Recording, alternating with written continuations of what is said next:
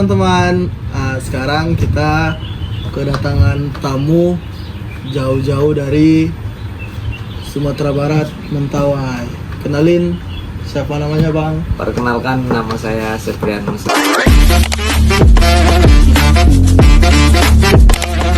Saya berasal dari Sumatera Barat, Kepulauan Mentawai. Teman-teman penasaran nggak apa sih yang ada di Mentawai? Bisa kita tanya-tanyakan langsung ke Bang Septrianus. Nah, sekarang Bang, untuk nanya-nanya tentang mendalami Kepulauan Mentawai. Ya, Kepulauan Mentawai ini berada di daerah mana aja sih Bang? itu dia masuk di Sumatera Barat.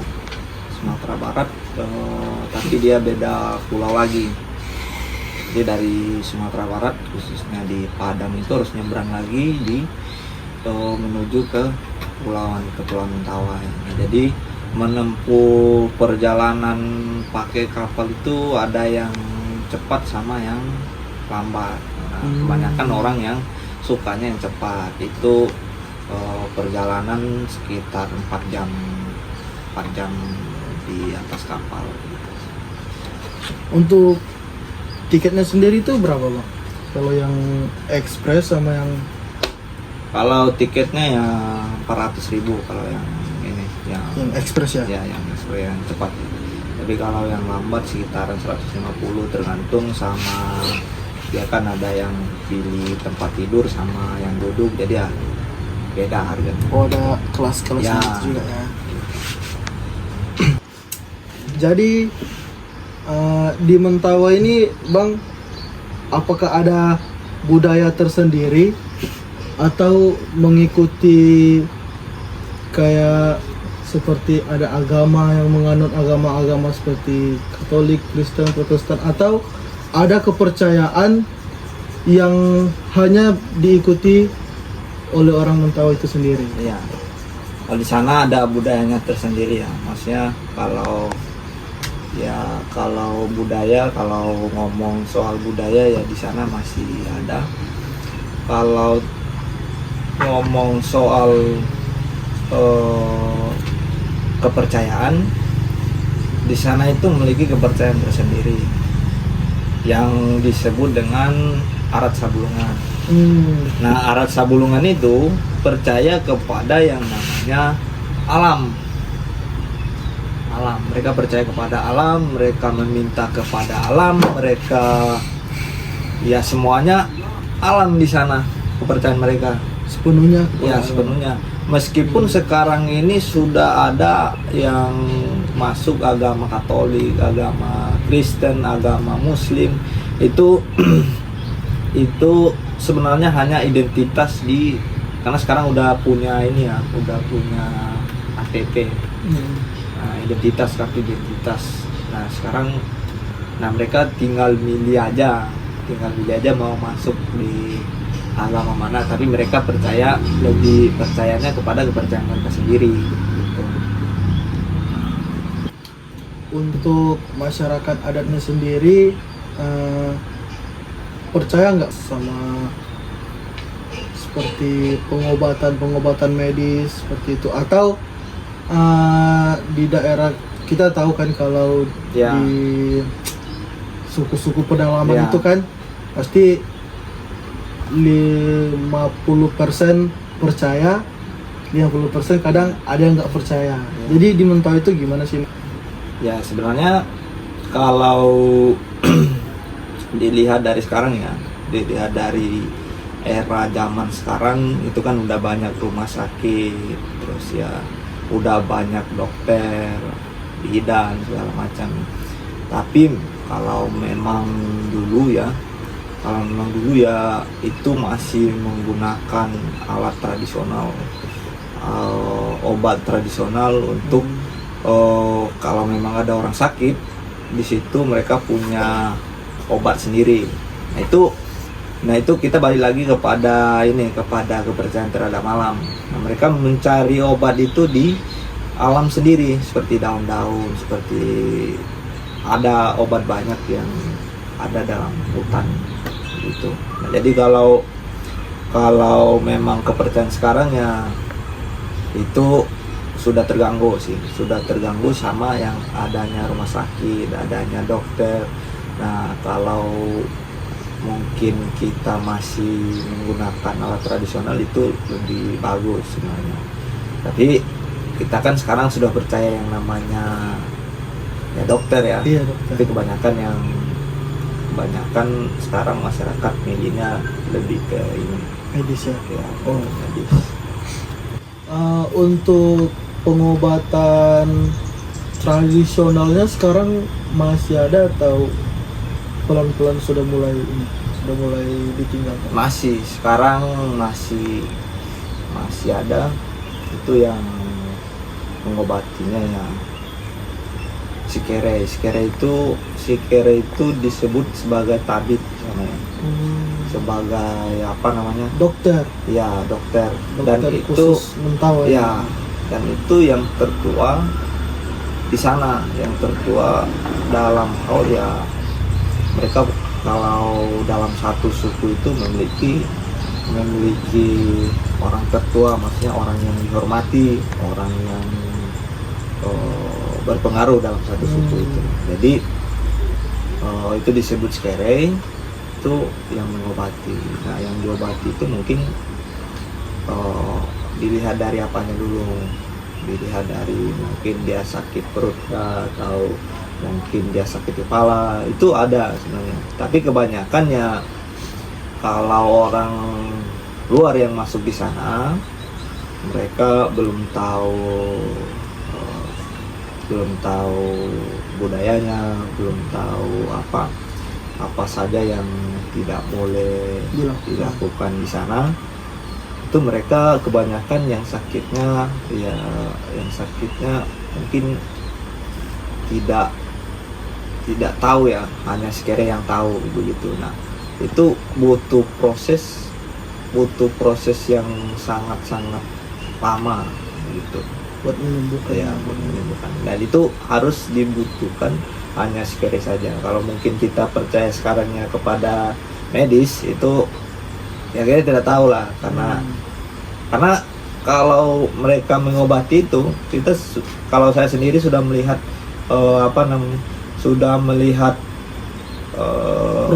prosesnya, dan itu sudah terbukti bahwa akan sembuh gitu. Nah, di situ. Dengan pengobatan skere sama ritual-ritual yang dilakukan dengan skere, Ya. bisa nggak Bang Sepri ceritain atau sharing ke kita pengalaman Bang Sepri pada saat ikut dalam ritual atau pengobatan tersebut? Ya, kalau saya dulu itu kan ya masih orang pedalaman, masih asli dari sana. Masih tinggal di sana sampai sekarang pun saya kuliah di sini, tapi saya kalau balik ya masih di pedalaman, masih bergelut dengan ya, itu ya. tapi nah di situ kalau saya melihat ya, saya udah nggak asing lagi sebenarnya, dari cara pengobatannya, dari cara si kerenya mengobati. Itu dalam pengobatan itu banyak sekali yang dibutuhkan ya, salah satunya ya daun itu. Terus ya dalam pengobatannya kita kan butuh yang namanya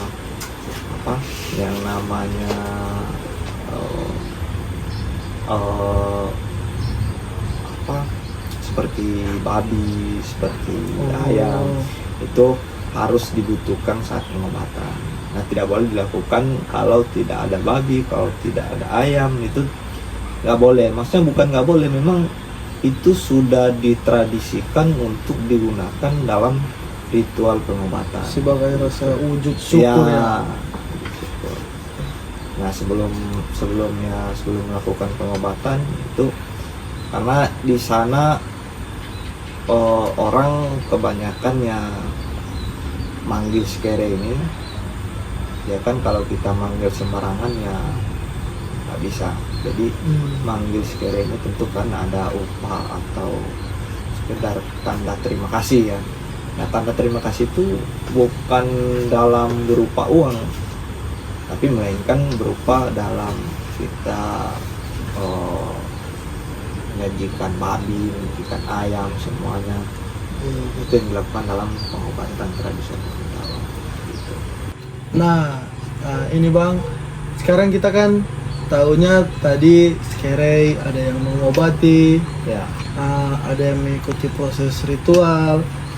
Tapi kita sebagai orang awam mungkin masih bingung ya, siapa sih skere yang sesungguhnya, atau seperti Abang bisa disebut skere, ya. atau ada ciri khas khusus. Jadi gimana? Bisa diceritain? Bang? Kalau skere itu punya ciri khas sendiri ya. Oh, ada ciri khas Ya. sendirinya. Bisa dilihat dari tatonya. Oh, tato yang ini ya diklaim sebagai tato Ya, tertua ya, tato Bang? tertua. Nah, dilihat dari tatonya. Terus sebenarnya kalau ingin menjadi skere, ingin menjadi seorang yang bisa mengobati siapapun ya, itu tantangannya sangat berat. Dimulai dari dia masih dalam proses menjadi skere itu sangat susah. Tidak gampang. Ya, karena dia ada ritual, terus dia ada kepantangan, terus dia harus istilahnya dalam melakukan ritual itu harus berpuasa. Nah, jadi kalau ngomongin tentang skere ini ya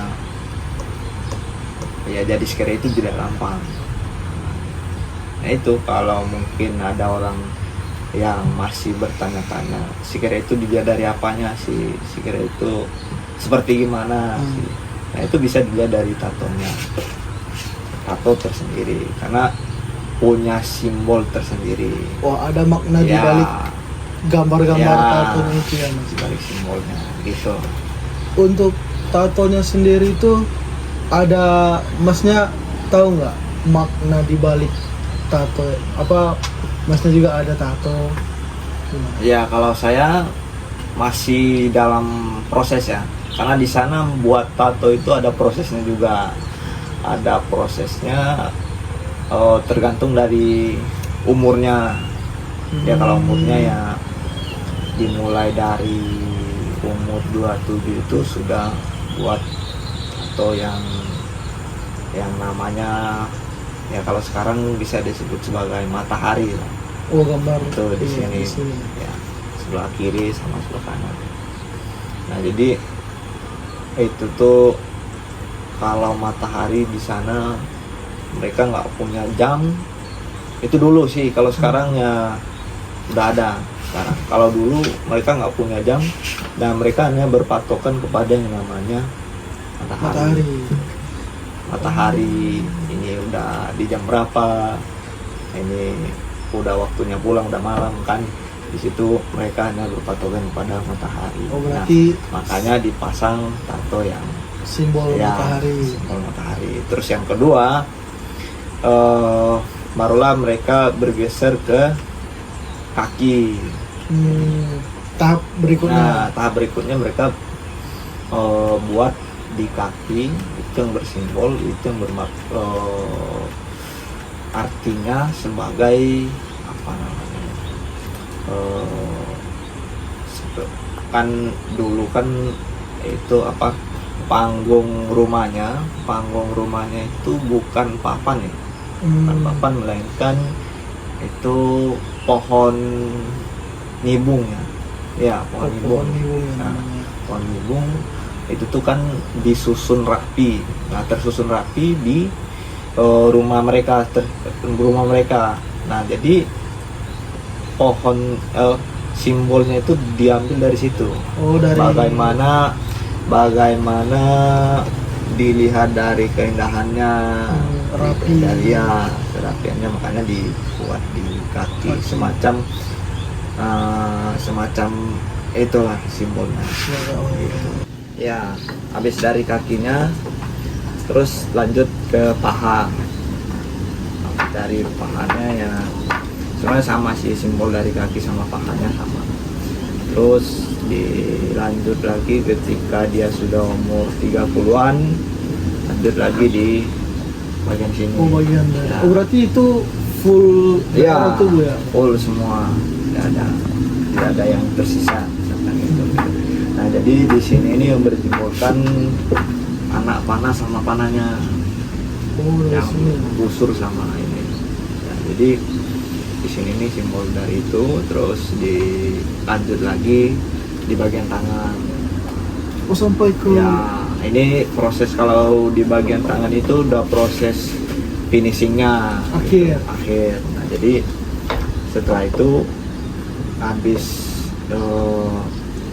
mereka buat di tangan itu, nggak ada lagi selain dari itu. di Dari yang terakhir bagian ya, yang tangan. terakhir bagian tangan. Nah, kalau di sana itu mereka punya rumah adat. Oh, ada rumah adat ya, tersendiri, beda dari rumah adat Minangkabau beda gitu ya, Bang? beda. Nah, rumah adat itu yang disebut dengan rumah. Rumah itu perkumpulan masyarakat adat di Mentawai itu berdasarkan kepada sukunya. Kalau misalkan saya sekarang sukunya Sakalio ya, itu saya punya rumah adat sendiri, beda dengan suku-suku lain. Ya, misalkan suku Sabrojo, suku apa? Oh, berarti banyak suku? Iya, banyak di Mentawai itu banyak suku. Di luar suku Minangkabau? Ya, Oh, jadi suku itu. Nah, tapi namanya orang Mentawai ya tetap kita satu. berkumpul satu kepulauan gitu. Namanya juga NKRI Ya. ya kan? Nah, jadi kalau rumahnya itu besar, dia kayak panggung gitu, jadi tidak ada kamar. Dia hanya luas saja. Kayak hamparan Ya, luas saja ya? luas saja. Nah, tidak punya kamar, mereka dibagi menjadi dua. Di bagian dapur itu khusus yang perempuan, di bagian depan itu khusus yang laki-laki. Itu dikhususkan. Tidak boleh kalau ada yang baru nikah, mungkin nikah 5 bulan apa gimana. Tapi itu sudah ditetapkan bahwasanya nggak boleh kalau laki-laki itu tidur di belakang, terus yang perempuan tidur di belakang. Itu sudah Tetap harus ya. perempuan bagian dapur nih, Ya, laki-laki bagian depan. depan. Ya, keseharian masyarakat Mentawai itu kerjanya berburu dalam hutan. Nah, mereka kalau kerjanya di sana ya berburu aja.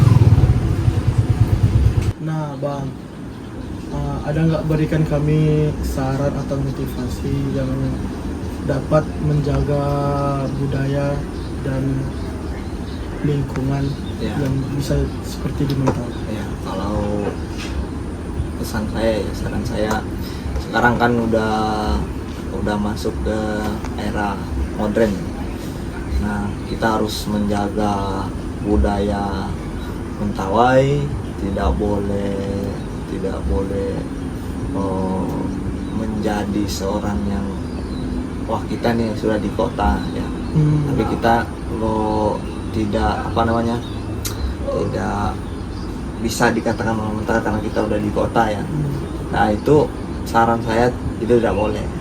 Nah, jadi pesan yang saya sampaikan itu jaga hutannya, terus jaga budayanya, nggak boleh harus punah, karena itu akan berdampak kepada orang Mentawai sendiri. Baiklah teman-teman, sekian sharing informasi dari Bang Septrianus. Terima kasih sudah mau gabung bersama kami. Untuk hari ini kita cukup sampai di sini. Stay tune video kita yang berikutnya. Bye bye.